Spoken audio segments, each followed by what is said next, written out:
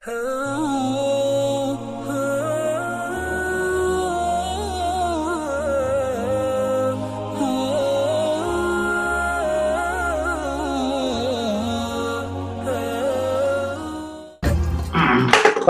Abi Dzar Al-Ghifari radhiyallahu ta'ala anhu, dari Abu Dzar ini masuk Islam, orang keempat yang masuk Islam, di riwayat yang kedua nomor 5 ya.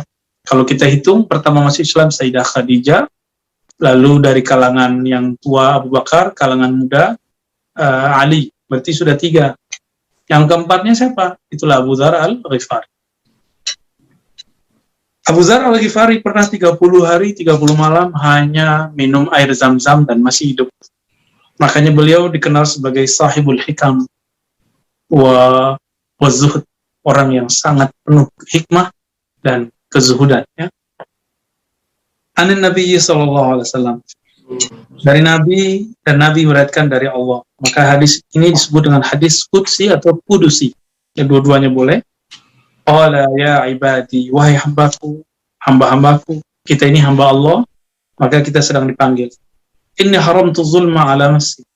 Aku telah mengharamkan kezaliman terhadap diri. Wa ja'altu bainakum muharraman fala tazalam. Dan aku juga menjadikan kezaliman itu haram, terlarang, maka janganlah kalian saling menzalim. Ya ibadi, kullukum dhal illa man hadaitu. Wahai hambaku, semua kamu sesat. Dhal itu artinya orang yang jalan tanpa arah. Illa man hadaitu, kecuali orang yang aku berikan visi. Jadi hidayah itu adalah visi dan misi dari Allah Subhanahu wa ta'ala. Hari ini orang mengkaji tentang akidah. Jika nggak punya sanad, nanti dia nggak punya arah. Mengkaji mazhab, manhaj, bahkan mengkaji akhir zaman. Jika tidak punya al-huda ini, maka orang ini akan terjebak pada cocokologi yang akut dan parah. Ya. Fastahduni, maka mintalah hidayah kepadaku, ahdikum. Pernahkah kita minta hidayah atau cuma doain orang? Hadakallah, ya. Sering nggak dibilang gitu Ustaz Hasan? Allah yahdik. Semoga Allah kasih kamu hidayah. Ya kita digituin amin, amin ya. Kalau antum mau doain orang, katakan hadani Allah wa iyyak. Ya, semoga Allah beri hidayah aku dan kamu. Jangan doain orang doang, nanti orang dapat hidayah, antum nggak dapat hidayah. Ya, jangan sok ahli hidayah.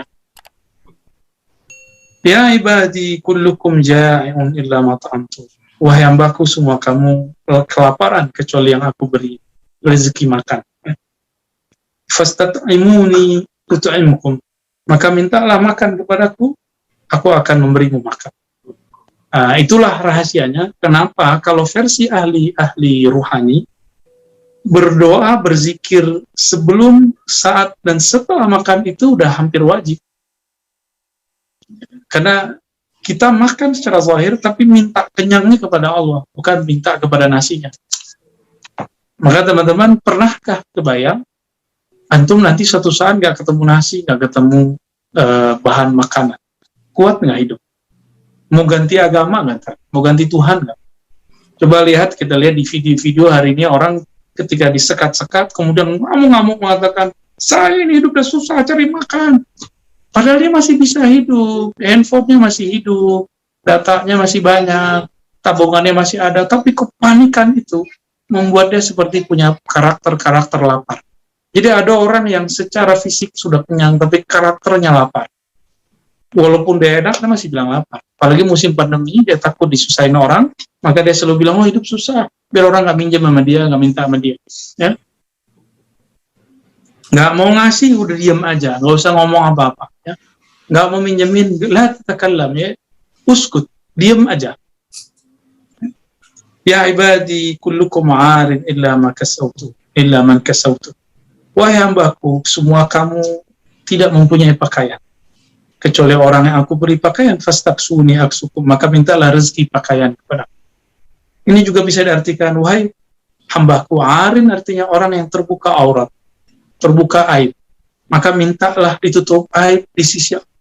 Kebanyakan kita minta ditutup aib dari manusia, kita jarang meminta ditutup aib di sisi Allah.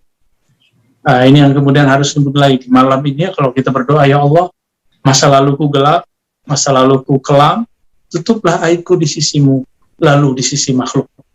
Jangan hanya berdoa, ya Allah tutupi aibku, tapi kebayang cuma ditutupi di sisi makhluk. Kalau di makhluk ditutupi, tapi kalau Allah memandang, bagaimana? Ya? Kalau sudah tertutup di sisi Allah, pasti di sisi makhluk tidak. Karena semua yang ada di alam semesta, itu berarti ada dalam ilmu Allah SWT. Jika kita mengatakan, ya Allah tutuplah aibku di sisimu, berarti kita minta, ya Allah tutuplah aibku, hapuslah aibku. Ya ibadi innakum tukhti'un bil-laili wan-nahar. Ini benar sekali. Wahai hambaku, sesungguhnya kamu berbuat salah siang dan malam. Ya jujur aja teman-teman, mata, handphone, lisan, telinga, semuanya penuh dengan apa yang disebut dalam hadis ini. Tukhti'un. Kalian ini selalu dan senantiasa melakukan kesalahan. Bil-lail wan-nahar. Lail wan-nahar juga berarti lail, artinya tidak terlihat orang. Nahar ketika orang melihat. Ini makna lain daripada lail secara ilmu balaghah. Ya. Di saat kamu sendiri ataupun di saat kamu dalam keramaian. Wa ana aghfiru dzunuba jami'a, tapi enggak usah khawatir. Aku mengampuni semua dosa. Apapun dosa, hatta syirik kalau kamu masih tobat masih bisa. Tapi orang yang syirik mati ya enggak bisa. Fastaghfiruni aghfir lakum. Maka minta ampunlah kepadaku, aku pasti ampunkan kamu. Nabi SAW tidak pernah berdosa, tapi belum merasa berdosa. Nabi Adam tidak berdosa, tapi merasa berdosa. Semua nabi itu tidak ada berdosa, tapi mereka merasa berdosa. Maka teman-teman, adakah dalam diri kita ada perasaan merasa berdosa? Atau cukup dengan sholat 5 waktu, antum sudah merasa orang suci? Ya udah nggak usah istighfar ya. Cuma kalau perintah dari Allah, ya kabar dari Allah, tukhti'un, kamu pasti berdosa dan bersalah siang dan malam. Ya. Satu nafas tidak ingat Allah sudah dosa teman-teman. Walaupun secara ilmu fikih, ahli fikih mengatakan yang wajib cuma 5 waktu. Tidak. Perintah zikir di Quran lebih banyak daripada perintah sholat. Coba silakan kita lihat, perintah sholat di Quran itu ratusan. Perintah zikir itu ratusan. Perintah sholat cuma 50-an. Ya. Silakan dicek kembali. Nanti kita akan kaget-kaget ternyata zikir itu lebih utama daripada sholat. Sholat ada waktunya, kalau zikir nggak ada waktunya. Setiap saat. Ya ibadi innakum lan tablughu dharri fatadurruni wa lan tablughu naf'i fatanfa'uni. Wahai hambaku, jika kamu merasa mendapatkan kemudaratan, kekurangan, itu tidak akan merusakku. Maksudnya kalau kita nggak sholat, itu Allah nggak akan miskin. Kita nggak sedekah, Allah nggak akan miskin. Kita kemudian berbagi kepada orang-orang, itu nggak nambah kayak Allah. Jadi jangan membayangkan antum pergi haji berkali-kali, umrah berkali-kali, sedekah ini dan itu. Kemudian Allah jadi gemuk, ya nggak ada urusannya. Paling Ustaz Hasan yang gemuk. Jangan mas, sabar tadi ya. Ya, as-sabru dia. Sabru dia. Ya ibadi law anna awwalakum wa akhirakum wa insakum wa jinnakum kanu ala atqa qalbi rajulin wahidin minkum ma zada zalika fi mulki syai'a.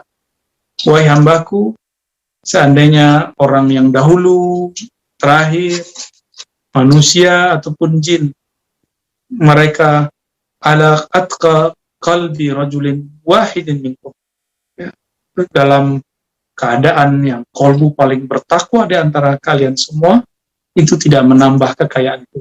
Jadi kesolehan kita nggak menambah kerajaan Allah, dan sebaliknya, ya ibadi law anna awalakum wa akhirakum wa insakum wa jinnakum kanu ala afjari qalbi rajulin wahidin minkum ma naqasa dzalika min mulki syai'an. Kalau ada orang maksiat, semua orang maksiat itu nggak mengurangi kekuasaan Allah. Ya ibadi law anna awalakum wa akhirakum wa insakum wa jinnakum qamu fi sa'idin wahidin fasalun. Kalau seandainya kalian berkumpul semua di alam semesta, berapa orang semua sekarang? Ada 7 miliar Ustaz ya? Lebih. Semua meminta kepada Allah. Fa'ataitu kulla wahidin mas'alatah. Ma naqasa dhalika min ba'indi. Ila kama yanqusul mikhyat idza udkhila al-bahr. Nah, semuanya Allah kasih 7 miliar apa yang dia mau. Itu nggak akan mengurangi kekayaan Allah seperti kita mencelupkan tangan, jari atau jarum ke laut, lalu apa yang terbawa oleh jarum, itulah dunia. Itulah semua yang Allah berikan kepada semua makhluk tadi. Ya ibadi, ini bagian akhir teman-teman. Innama hiya a'malukum uhsiha lakum. Kalian beramal itu aku hitung untuk kalian juga. Semua uwafikum.